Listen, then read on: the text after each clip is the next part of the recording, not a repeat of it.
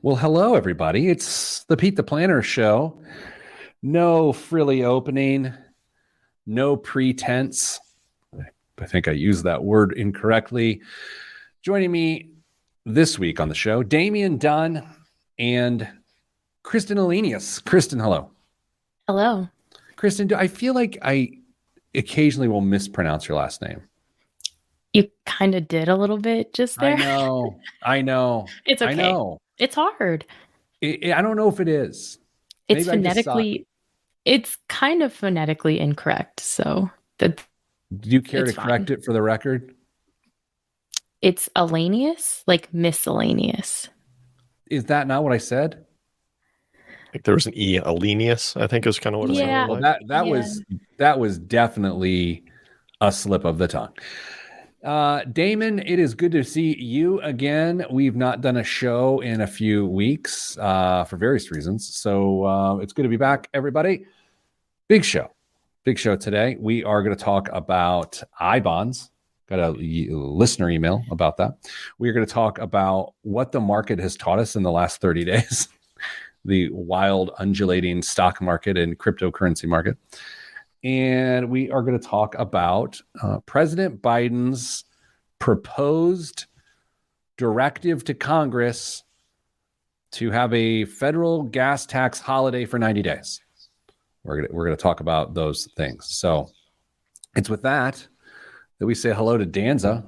She's reporting live from Flagstaff, Arizona. Wow. Beautiful. It is lovely. Is anyone getting me? I just hear did you hear me back there? I did. I'm doing tech issues live on the show. I got That's loud great. And then it came back. Okay. Kristen, you got headphones on? James got headphones on. I have headphones on. Maybe I was just too loud. Go figure. All right, let's start the show. Timer's up, everybody. Throw your timers up. Kristen, what do you think of the Pacers draft before I start the show? I do not know enough to have any semblance of an informed opinion about that. I will say NBA draft expert of our show, Ted Dunn, was very pleased. Good. Yeah. So, all right. In 3, 2, 1. This week on the Pete the Planner Show, we answer your money questions. Here's how the show works. You email us, askpete at petetheplanner.com. That's askpete at petetheplanner.com. We'll answer your email on the air. By we, I mean Kristen Alenius from Your Moneyline and Damian Dunn from Your Moneyline. Kristen, good to be with you again. Thank you. Damian, it is good to have Kristen back. I totally agree. All right. So we're actually starting with a listener email. Hey, Pete, what's up with I-Series savings bonds from the Treasury? And then he put, how's that for a short and sweet question suitable for a podcast? Or is it better to add some personal info for you and Damian and Kristen to make assumptions about? At any rate, the current interest rate is 9.62%, changes every 6 months based on the inflation rate. Individuals are limited to $10,000 investment per year, but for a very safe return during high and unpredictable inflation. It's a great place for savers to park money. While there is a 10-year maturity, the bonds will pay interest for 30 years, and after a minimum of 1 year, 1 year holding period, there is a mere 3-month interest penalty for early withdrawal. Can be purchased online or via tax refund with a minimum of $25 to $50, depending on whether you buy electronic or other paper bonds or order paper bonds. So anyway, that's the question. Do people want iBonds? And I think the answer is yeah. I mean, that's a pretty sweet deal. Kristen, you've been, I think we have a piece on the blog about it this week. What are your thoughts? I think yes, but you have to be very careful about the use for the dollars that you're investing. I think that 1 year marker can maybe trip some people up.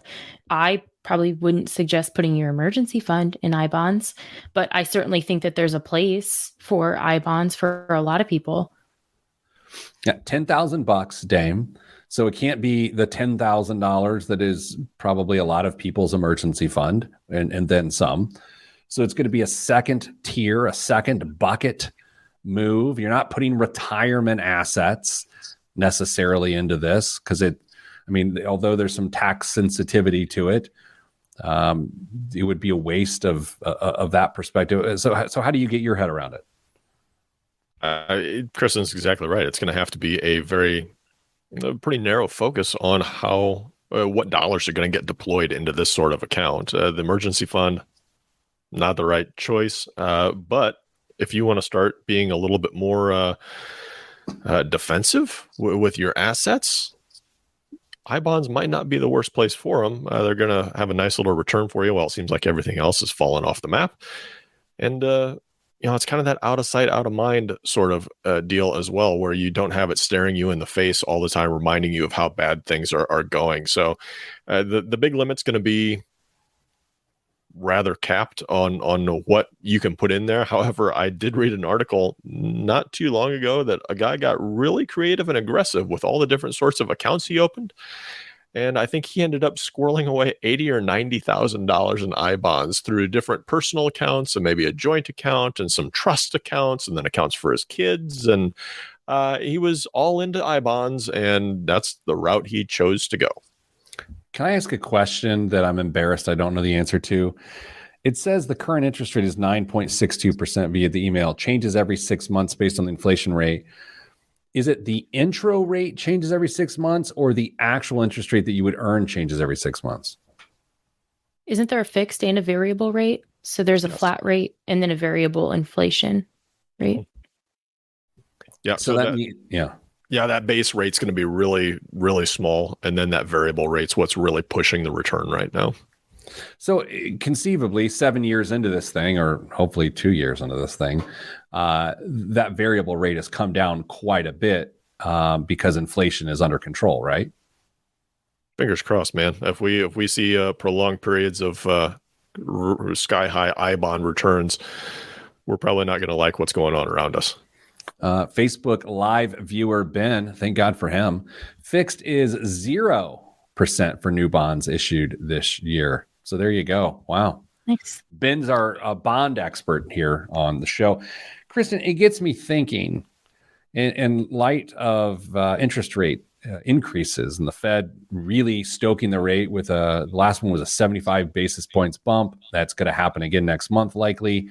What financial products have found themselves good and bad right now? I mean, I hate to say it, but a mortgage, new mortgages are finding themselves at a rather high interest rate going forward, and will continue to climb, by the way, with the next 75 basis points increase. Do you think if someone is conceivably looking at housing right now, they would want to lock in their interest rate immediately? I would think so, based on what we're seeing right now, because rates are up even from, we all know I purchased a house. It was a terrible decision. Rates are even up from from when I bought my house, and I went under contract like 45 days ago. So were you able to lock in 45 days ago? Yes, and technically my lock expired the day of closing or the day before closing, and my lender had to pull some strings. I don't know what he had to do, but they were able to keep the rate that they'd promised. The queen of leverage. Do you remember how much the pay had changed in that 45-day period? He didn't tell me, and he didn't tell me until it was until it was already worked out. He was like, well, technically your rate expired yesterday. I'm like, wow, that's nice. It's mortgage theater, I think, going on there. He's trying to angle for a tip. Do you have a tip jar sitting on his desk? That's what I want to know. I don't think that they allow that. Dame, according to bankrate.com, CD rates still are not benefiting from interest rate increases. 1 year CD rate is 37 basis points, 0.37% on a 1 year CD. 5 years, 0.59%, nothing even close to 1%. I think I got a notification from my high yield savings account that bumped it up to 0.7% in just a normal FDIC insured savings account. So I'm feeling pretty flush right now with my emergency fund savings. I might ask for an extra cherry on my ice cream cone. I have to half correct myself here, because I think Kristen was about to do it. I'd rather correct myself than have her correct me. But the That is the average, but there are other rates. And then a bank rate, of course, lists them. Capital One, for instance, is 2.6 on a 5-year, 2.5 on a 2-year. I mean, better than it's been the last 10 years. I mean, CDs have been paying nothing. Not that I care, but I do know there are personally care, but I know there are people that love the safety and security of the FDIC and love CDs. I bet there's some significant minimums for those rates to get those rates. 25,000. Actually, let's go down to call that significant. I was actually going to kind of rub it in Dame's face a little bit because my cash reserve account's paying 1.1%. So betterment's the move, my man. I'm already there. I'm just in the savings side. Oh, okay. With a minute left in this segment, Kyle asks, do you think the move is to sell my home, make some money to use for investments, and then rent for a year or more until the market corrects? I've heard this from a few realtors. Mm-hmm. I mean, there's risk there. I mean, there's absolute risk there. I don't think it's a terrible idea. Dame, what do you think? That's tough because you have no idea what the housing market's going to do over the next year. Mortgage rates, and if prices don't come down, but mortgage rates continue to increase, you might be in a bit of a pinch. Yeah. Do you think the move is to sell my home, make some money to use for investments? So then the issue is, I hope Kyle does not think he's going to pull the money back out of the investments to use as down payment money, because that's a whole other nightmare. So Kyle, we're on the fence. Kristen, what do you think? 10 seconds. What do you think about that idea? I'm with Dame because a year ago, I know what we all would have said. So that's true.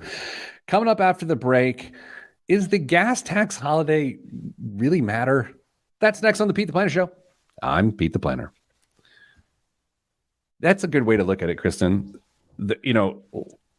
Last year we would have been like, well, there's some risk, and you would have gotten burned, like big time. Yeah, because the house that I sold a year ago is for sale again, 22% increase. Yeah. I wanted to be How long sick. will it take to sell, do you think? It's probably already under contract. It went up for sale yesterday. Yeah. Speaking of inflation, you want to do our segment on gas tax? It got me back on TV this week. I'm reluctantly going back on television right now. Then don't. Well, that's right, because you guys are about to start doing it. Kristen, you have been talked to about this, correct? A little bit, yeah. Okay, good. In 3, 2, 1. Back on the Pete the Planner Show. Kristen, I don't know if you saw the news earlier this week that President Biden was going to suggest, require, I don't know, Congress to suspend the federal gas tax to the tune of 18.4 cents a gallon for 3 months in order to provide much needed relief at the pump. Kristen, I happened to do some television around this idea this week, not criticizing it in a political sense, but saying, let's take a look at the math. The math does not support this being at all helpful. And then you can go on to argue that the lost tax revenue puts us in an even worse spot. So, Kristen, where's your head at 18.4 cents per gallon savings on the average person in a quarter driving or buying 144 gallons of gas for a total savings of $26? How do you get your head around that?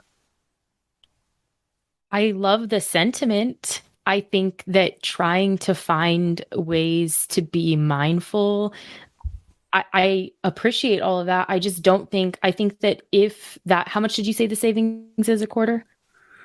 $26, or on 13 fill-ups, $2 per trip, spread out over a quarter. So every week you save $2.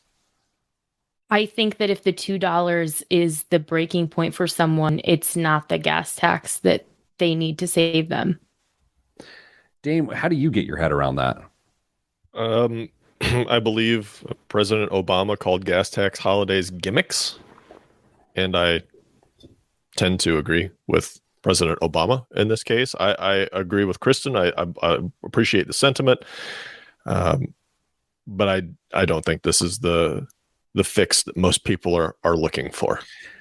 like it's really easy to get cynical, especially in politics. And what I don't want to do is to have this be a cynical approach to what is happening. But I will note, I think there's a tremendous amount of pressure on President Biden to do something about gas prices. You've got to do something. You must do something. He's being accused of, right or wrong, not even for me to say, right or wrong, being the reason that gas prices are so high. We've talked about it on this show. The "you did that" stickers at gas pumps are a picture of President Biden. So there's a lot of pressure to do something, and I think this decision is simply, okay, I'll do this, because that's kind of the one thing he can do. So I don't know. I don't think it helps. I get why he made the decision. I won't go as far to call it political theater, but I just think it's completely pointless. And the lost tax revenue is a bigger problem than that. If one of our issues is infrastructure, then I assume the federal excise tax goes to infrastructure. Kristen, what do you think? I think that if gas prices were lower and we could look at this as a percentage saving, I think I would feel better about it. But when gas is $5 a gallon plus, and you're talking about saving 18 cents, it even hurts to look at it as a percentage as well. Yeah, Dane, we were talking about this around the office this week, and the question was, well, isn't this supposed to spur governors to also suspend their own state excise tax? Because in Indiana, for instance, there's been a talk of Governor Holcomb suspending the gas tax, which is 60 cents a gallon. All told, combined with with the federal tax, you're looking at over $100 for that quarter, at least $33 a month. That does a little bit more. I mean, that's an additional pizza meal a month. But Dame, I don't think, and again, without getting political, I don't think a Republican governor is going to follow suit motivated by a Democratic president. I just don't think that passes the sniff test. Yeah, I don't know. I think if it was a meaningful idea, there would be no reason that would be a barrier for somebody to try and get that pushed through. I think one of my biggest issues, and this is a very Hoosier thing because it's Hoosier centric, why is our gas tax variable?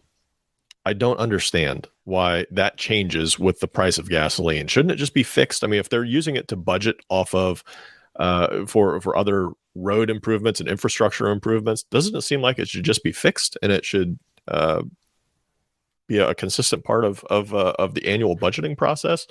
The fact that it goes up when the price of gasoline goes up and it goes down when the price of gasoline goes down makes zero sense to me. And that seems like that could be a very meaningful change that could be enacted going forward. Say, hey, let's fix this variability, make it consistent, and you don't have to worry about it going on. Kristen, I often think when we start talking about sort of government and economics and tax revenue, I feel like my brain goes to this oversimplistic place of, well, yeah, I mean, to Dame's point, it's like, this makes no sense. When you think about it, do you think there's got to be something we don't understand? Or do you think it really is as easy as we're making it out to be? I would like to think that there's a lot that I don't understand, but I probably share that sentiment, is that why does it have to be so complicated? Plus, Dame just taught me something about gas tax in Indiana. So, yeah, I would also note the state of Indiana has what is about to return $1 billion of surplus tax revenue directly to Hoosiers. And so to Dame's point, why is the gas tax increasing? Because at the fixed rate as the total aggregate tax revenue, there was a surplus. So I'm struggling to understand how a tax increase for that particular area even makes sense. I mean, I guess if somebody was going to start arguing supply and demand, as the price of gas goes up, fewer gallons should be purchased. You're going to need a bigger chunk of that to be able to fund your projects. But I mean, who wants to talk about economic stuff? I'm going to express, I believe, what could be a libertarian view of this, potentially. Oh. We can't call on government to solve that problem. because, and I'm not a libertarian. I'm just saying, like, a libertarian would say they got to stay completely out of it.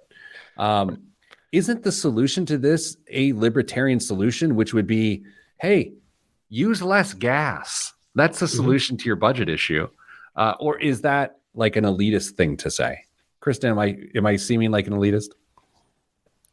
Maybe a little bit, because I don't think that everyone I don't think everybody has that opportunity, but I do think that people can be more mindful, and I do think you have a lot of control over that component of your budget. Maybe. I find the intersection of freedom and prudence as at a weird crossroads these days, right? And I don't want to get going too far here. I would just say I want the freedom to drive wherever I want, whenever I want. Okay, I feel you. It's just not prudent. So I think freedom and prudence have a very strange relationship in the current zeitgeist. Damien, I think we talked about this a couple weeks ago. You have changed some driving habits. I have changed some driving habits. Kristen, is this why you got the golf cart up and running so that you could change your driving habits? Yeah, the golf cart's electric, so just driving it around town. You can take it to the grocery store. So who needs a car? Before we go to the break, is there any irony that Elon Musk was talking about Tesla trying to avoid bankruptcy this week in a period of time in which electric car demand theoretically should be the highest ever with $6 a gallon gas? Like, should we be surprised by this piece of news? Are you surprised by anything Elon talks about on a day-to-day basis? No. No. That's the thing. It's like when people are like, oh, I'm surprised. And it's like, really? There's no surprise. The surprise is when something is unsurprising. Surprise. That's how it works. Dame, coming up after the break, Kristen is going to change all of our lives with stock market tips to make your family a billionaire. Wait, okay, that may not get through. Actually, we're going to talk about, has the stock market taught us anything in the last month or so, especially crypto markets? That's next on the Pete the Planner Show. I'm Pete the Planner. I like to watch Kristen's face when, just generally, but when I put her in an uncomfortable position on the air, I like to watch her react. I don't like it. I saw that little cringe earlier when you tossed to her and she was like, "Oh," and then she tried to answer the question as best she could. It was great. It's like watching a video of myself from 3 years ago get put in places that I didn't like. I'm soft. I don't want people to email and be like, she's too political. And by the way, you throwing in that little maybe at the end of that rant you had is not going to save you from the listeners. Yeah, Kristen, I think I've told you this before. But this was 2012, maybe. No, when it came back. It doesn't matter. It was during the Obama administration. I would write a column in USA Today, and I would have both extremes of the political spectrum send me hate email about making an opposite point about the exact same column. So you just can't avoid it whatsoever. But to be fair, I also have someone else within our organization read my email. So there it is. I mean, come on. Big Rick Swank makes an appearance. We did come on the air 2 hours late today. Yeah, sorry. We had various meetings and whatnot, but all right, Dame, you ready to go? Kristen, you ready for some market updates? I guess I should actually pull up some market data. Do I need to pull up our Yeah. Oh boy. Hang on for 1 second. No. Oh, I'm going to throw up when you read these. Tell me when you're ready, big man. Oh, it's going to take me a second. I've got to get the Google Drive opened. I tried to close as many tabs as possible. Oh, that's too bad. I really like a bogged down experience. Everybody does. Kristen, have you got your house exactly how you want it now? No. Come on. I don't believe you, actually. No. There's no doors on my cabinets because they're getting painted. The walls are mostly painted. I had to get on a really tall ladder and stand on my tiptoes to paint all the way up to the ceiling. That was terrifying. Is our group life insurance up to date, Dame? Close enough. I think it is. Am I your beneficiary, Kristen? Sure. Yes. Awesome. Are your dogs the beneficiary? My sister is under the assumption that she cares for the dogs. Leona Helmsley. Leona Helmsley was an iconic New York socialite, multimillionaire that used to own hotels near Central Park back in the day. She is a pop culture icon for a different generation, to be kind. I believe she left a massive estate to a cat. So I think your dogs are perfectly in good hands, in good paws. I respect it. Can I tell you about some trash talk that happened at my house last night that got me thrown completely under the bus? Ollie and Ted were talking about high school athletics. And my wife, of course, because she was an excellent athlete, said, well, I was actually all state, because she was. And Ted said, Dad, were you ever all state? And my wife said, no, but he worked for Allstate. Yeah. I was like, wow. From What the is top happening? rope. Got him. That's brutal. That was funny, though, but That's good. that hurt. I was honorable mention all conference in football. Doesn't seem so honorable, does it? As a senior? That's a great question. I think as a junior, maybe not a senior. I got worse. I don't know. Who cares? I don't care. Okay, here we go. In 3, 2, boy, I'm not ready. Those are the best. False start. Okay. Honorable mention. Stop. 3, 2, 1. Back on the Pete the Planner show. This will go down as honorable mention for the best show of the year. Joining us as always is the queen of content, Kristen, and Dame from the Your Money Line team. Kristen, I don't know if you noticed, but the stock market, I think it's intoxicated. It is swinging wildly, thousands of points at a time, heading in every which direction. As we sit and record the show today on Friday, midday, the 24th of June, the S&P 500 is up 2.33% today, and year to date down 18.5%. So, have we learned anything in the last month or so with the stock market, Kristen? And not look at it, I think that's the takeaway, to be honest with you. It feels that way. So the last month, looking at the market for the last month, it opened that time frame for the month at the S&P 500 specifically at around 3,900, and today it's at 3,800. So the last month, even though we've had a rally this week, has been pretty brutal, and the 12-month change is just under 9%. Dame, I'm guessing this has really affected our stock predictions for the year. Indeed. I mean, we're of course professionals at this, and so we did all the appropriate research we needed to in the 5 minutes before that show started to pick the ones that we were going with. But our winners for the year that we chose, that we're going to do great and just be top-notch choices. Cushman Wakefield, your choice, down 31.4% for the year. Berkshire Hathaway, my choice, down 7.6%. So you're winning. I'm killing you by losing 7%. Our losers, Amazon. Pete, you picked Amazon. This math is not checking out because they had a split. 20 to 1. Are you down 21? Is that what it is? No. It's 20 to 1 split. 20. I think you're down 32% for the year in Amazon. Well, I mean, yes, I'm a shareholder, but no, but you know what I mean. And Elon continues to mess things up for everybody, regardless of where you sit. And Twitter is down 8.7% for the year. And as I noted, Kristen, the S&P 500 is down 18%. I had it pegged, I believe, at a 7% loss Yep. And And I Dame had had it 4. at 4. Yeah. Boy, what's it like working with us? You guys Oh, are great. wait a second. You didn't have it for a 7% loss. You had it for a 7% gain. Oh, Pete. 7% gain, and you had it for a 4% gain. Yeah.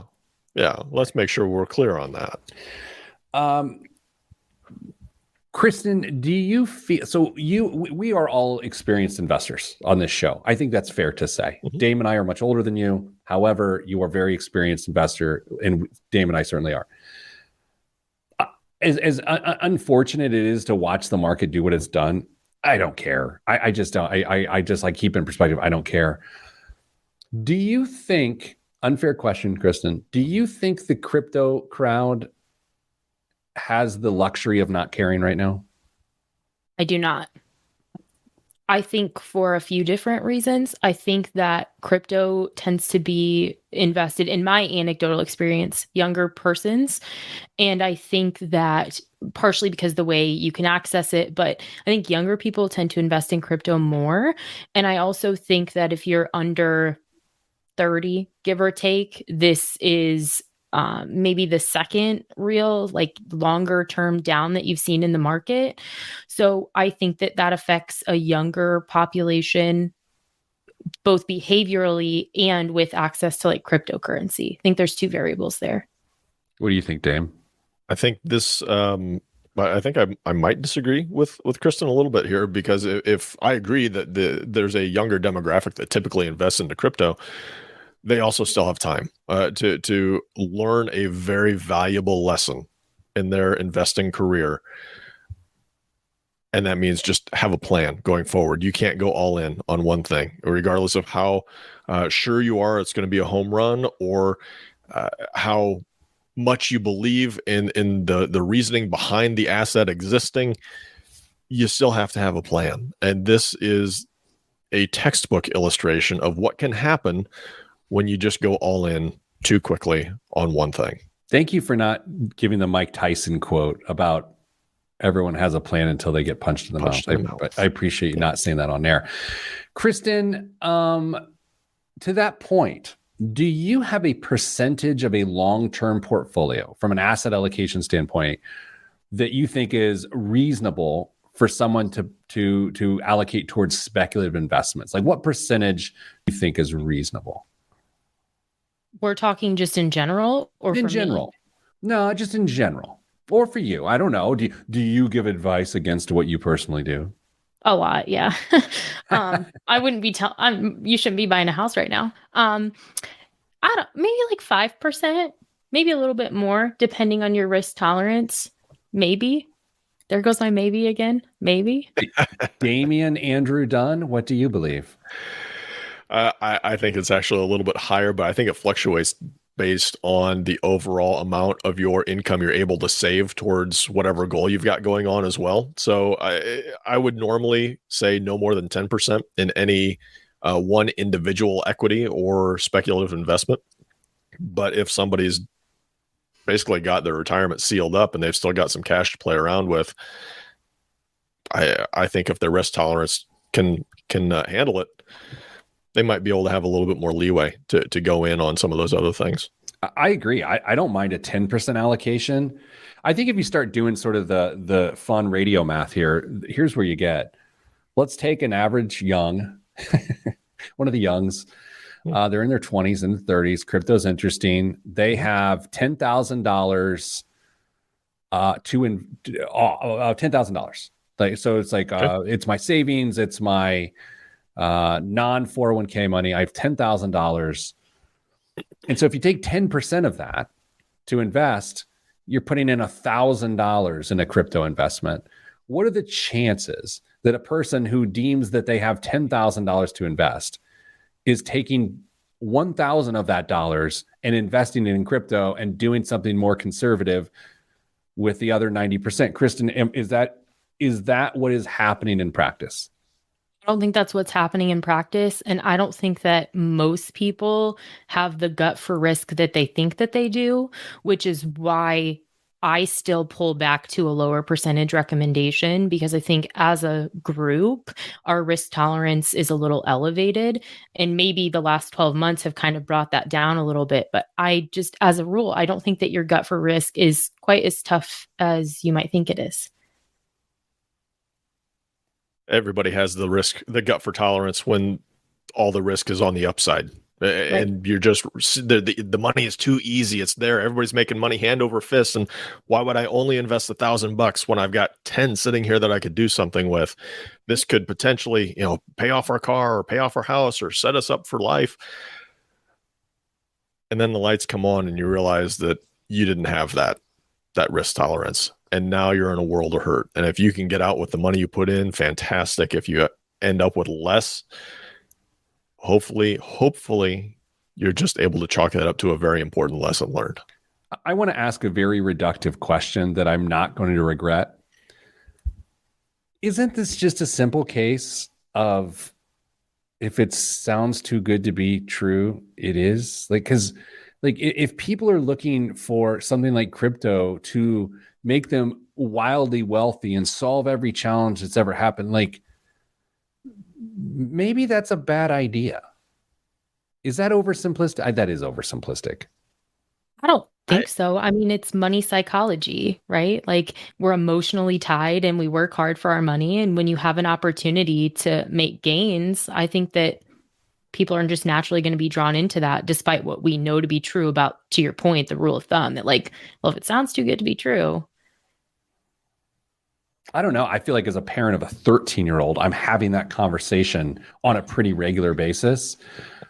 And that sounded rather insulting to everyone I interact with, what I just said. So it's with that we head to break and come back with biggest waste of money of the week and the news right here on the Pete the Planner Show. I don't know, Dame. I mean, it's easy to gloat when the value got cut in half. Maybe I'll feel differently when it's like $120,000 a Bitcoin. Which is why you need to buy it now. I do want to note, I bought it on the air with Justin Castelli at, I want to say it was at 10,000, but I only bought $500 worth or something like that. Right. Yeah. So I mean, I'd be up double my money, but I probably would have cashed out at 60 because I'm a genius. See, that's the game I always play with myself. Is that okay? Yeah, if I would have bought it when a friend of mine encouraged me to, when they were under $100 a piece, there's zero chance I would have held on to them to experience the entire run up. Zero chance. Unless I lost my key to my wallet somehow and then found it decades, 10 years later. So those stories. You guys ready for Boehmen news? Dave, do you have some news? Of course I have some news. Well, I don't know. I had a hectic week. I didn't have a Boehmen until about 3 minutes ago. Oh. When Kristen was hedging with maybes. Dame, you think that people learn their lesson when it comes to speculative investments? I think some people certainly do. I think some people learn a very, very adverse lesson as well by saying, you know what, I'm never doing this again. And they paint themselves into a corner. They learned the tough lesson. They lost a little bit of money, but then they just won't get back into any sort of investing, and they're going to sit in cash for a real long time. I talk to advisors that are still in the game frequently, and we'll all talk about, remember when things went really horrible in the early 2000s, and the amount of people that sat in cash for basically a decade because they were just scared that it was going to keep, the other shoe was going to drop and it was going to go down to zero. They really did some damage to, well, not necessarily damage, but they really put some major roadblocks in front of their retirement plans. And you want to talk about having to make some major life changes based off of how you were approaching preparing for retirement. If you cannot use the gains in the market, increase in assets, you're talking about probably drastically reducing your lifestyle to make sure that you can fit it into the amount of assets you're able to accumulate based on the returns that you're going to get. If I may, I have learned my lesson about speculative investing. I mean, I really have. I've changed behaviors based on mistakes that I've made. I still make mistakes with speculative investing, but not to the tune of I did when I was day trading in college or dumb day trading as a working adult. But it's with that I offer you the biggest waste of money of the week. All right. In 3, 2, 1. This week's biggest waste of money of the week right here on the Pete the Planner Show is the Balmore and Aston Martin Arc 52 Scotch whiskey. Islay-based Balmore and Aston Martin's latest collaboration is their most exclusive yet. Arriving in a spaceship-like decanter that combines organic and man-made forms and rests on just 2 points, the aptly named Arc 52 is a balanced blend of 2 52-year-old whiskeys. One was aged in a sherry, but I just want you to know the copy reads, one was aged in a sherry butt, B-U-T-T, while the other in an American oak ex-bourbon hogshead, which was blended together at 42.3% ABV, creating a drink that has notes of vanilla and fruit on the nose and flavors of citrus, tobacco, and peat, not like me, limited to just 100 bottles worldwide. All right, Kristen, how much do you feel this is being sold for right now in the direct market, the retail market? I feel like it's either going to be egregious or I'm going to say something egregious and it's not going to be as expensive as I think. Is it less than $1,000? No. Damien, do you have a guess? Yes. What do you have, I already saw it, so I know what this is. $125,000 a bottle. Oh my word. They're making 100 bottles for a gross revenue of $12.5 million on something aged in a hogshead combined with something aged in a butt. Yeah, you say 125,000. How much is an Aston Martin, Dame? It probably, Aston doesn't put their prices on their website when you configure a car. So you're looking probably between 180 and 300 would be my guess. I'll take the car instead. Sure. Are we just going to blow past the fact that Dame said Aston, like he's somehow best friends with Aston Martin? That's how it goes. Hit me if there's any Aston dealers listening. I'd be happy to do a review of your car if I could just drive it for a week. When you talk about Mercedes-Benz, Dame, do you call it a Mercedes-Benz, a Mercedes, or a Benz, or like a Benzo? Like, what do you say when referencing that brand? Depends on who I'm talking to and what the context is, because I think I've used all three of those. What's in the news this week? Well, since we discussed gas prices, let's go there. The amount of gasoline sold at U.S. stations was down. How much, Pete? Down from earlier this year. How much less gas is being sold right now than earlier this year? 5%. Kristen? 8.2% from earlier this year, which is down for the 14th consecutive week. We are buying less gas, Peter. I want Kristen to be on the show if she's going to guess over my bad guesses. It's only a matter of time. I mean, it's not uncommon that I have better guesses than you, which is why I think it turned into me asking you to guess, so I didn't show you up. So people are spending 8%. No, people are buying 8% less gas. Yes. Still spending, I would guess, 90% more. Oh, probably. Yeah. I couldn't be bothered to do that research, Pete. Before you go to the next news story, I want to ask a question about relationships. I invited my wife to go to a dinner out to one of our favorite restaurants this evening via calendar invite. And because it seems practical, it blocks the time out for both of us. It allows her to scout the menu if she wants, because I put the details in that. Is that unromantic, Kristen, to approach my betrothed with a calendar invite to go on a date with her? I love that because I live and breathe by my Google Calendar and I have parking anxiety. So if you give me the address and tell me this is where we're going to have to park and this is the menu, A1. That's so good. Dame, that's a solid move, right?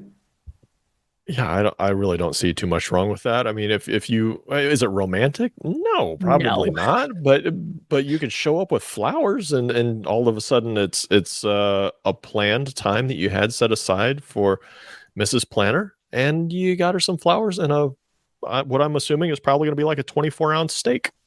Let me put a more pertinent example out there for you. Kristen, I'm going to start with you. Kristen, let's say I'm on the singles market, in which I'm not. I'm not. Or let's go a different direction. Let's say you're in the singles market and someone sends you their Calendly for you to pick a time to go out with them. Is that bad? Yeah. Yeah, probably. I mean, here's the thing. I'm weird though. I would almost appreciate it. I feel like, is there a Google form like after the date I can submit my review? Like, this is what I liked and this is what I didn't. Like, I'm all about the data and like the Google Calendar. But like I said, I'm weird. So I feel like, Damien, she's talking about Yelp reviewing a date, which does not seem like a good idea. Somebody's got a little black book. Yeah, well, it's data. It's just data. Yeah, it's just numbers. It's what I'm saying. It's data. Dame, what else is in the news this week? According to a new study from Harvard Medical School researchers, Medicare could have saved $3.6 billion in a single year if it had bought its drugs from Mark Cuban's newly launched pharmacy. Can I tell you guys something? Yeah. Friend of the show, Dr. Erin Albert, who's been on the show a million times back in the day. She's a former Butler professor. She's an attorney. She was a pharmacist. Like, she's one of the smartest people I've ever met in my life. She's written a ton of books. She works there. He hired her away. Like he hired her, Mark Cuban, to be one of the main people running this thing, which is the greatest hire ever because she's a genius. We're totally going to have her on the show. But yeah, that Mark Cuban's cost plus pharmacy is changing lives.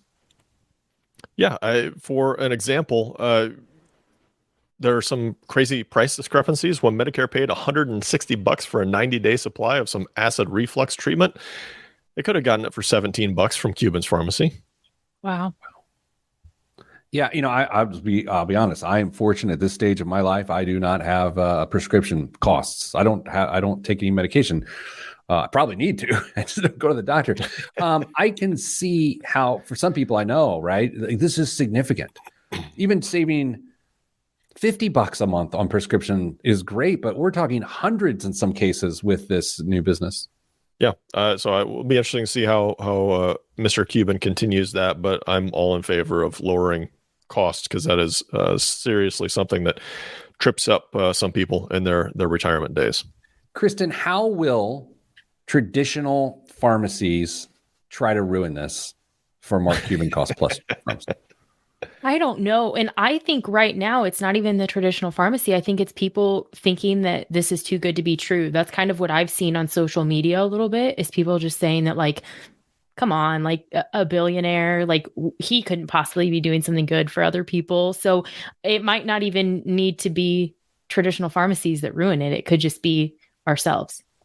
Dane, what I keep wondering when I see this is, but when you get a receipt from Mark Cuban cost plus, is it how is it in relation to a CVS receipt? Is it shorter? Is it longer? Is it a digital receipt? Couldn't be longer. There's no way it could be longer. Plus, unless Mr. Cuban's going to start selling some other things through Pharmacy Plus, I don't know how it could be. What are my coupons going to go for? One last story, Dame. Pete, you and I discussed on a show a few months ago that there might be some changes to retirement coming. We might get to start waiting longer to empty retirement accounts and face fewer restrictions for emergency withdrawals under a bill advanced unanimously Wednesday by the Senate Finance Committee. It was already passed by the House on a 414-5 vote, but there's all sorts of changes. RMD age, emergency withdrawals, who can contribute to mandatory enrollment and all sorts of stuff. So lots of changes potentially coming, and we will cover it in detail on this very show. And at your money line, Com. Kristen, thanks for joining us this week. It was good to see you again. You were a fan favorite. Dame, you were here too. Sending everyone good vibes because good vibes are all that's in the budget. I'm Pete the Planner, and this is the Pete the Planner radio program. All right. Fan favorite, Kristen. Todd Stout with a really interesting comment. Sending an invite to a significant other is a good way of showing off to their coworkers, and I'm all for it. I do feel good. Like, it's funny. Lubs, one of our coworkers, a couple of weeks ago, was like, "Yeah, I'm going on a date with my wife tonight," and I was like, "Oh man, that's good." Like, it is like you're going on a date. Even the married folks are like, "Oh, I would like to go on a date." Yeah. Had you already agreed to this dinner? Like, was there already, hey, let's do dinner Friday, and then you sent her an invite to reserve the time and give some extra information? How'd the logistics of that work? So I talked her into spending time with me, and she almost acquiesced.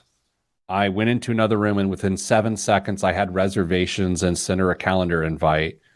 And I believe she said, "I don't know if I consented to this date." And I said, "Accept the invite." And she said, "I might put it as a maybe." And I said, "I'm going.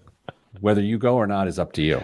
And I have not talked to her in 2 weeks. Are you taking separate cars? Maybe just to save gas in mine. Oh boy. Okay. Bye. I gotta go. Kristen, I hope you have a really good weekend. I hope you put the doors on your cabinets. Gotta paint them. Yeah, after you paint them. Dame, I think you should drive over to Kristen's and paint her cabinets. There you go. Can I submit that mileage for reimbursement? And that's all we have time for this week. All right, everybody, stay getting money.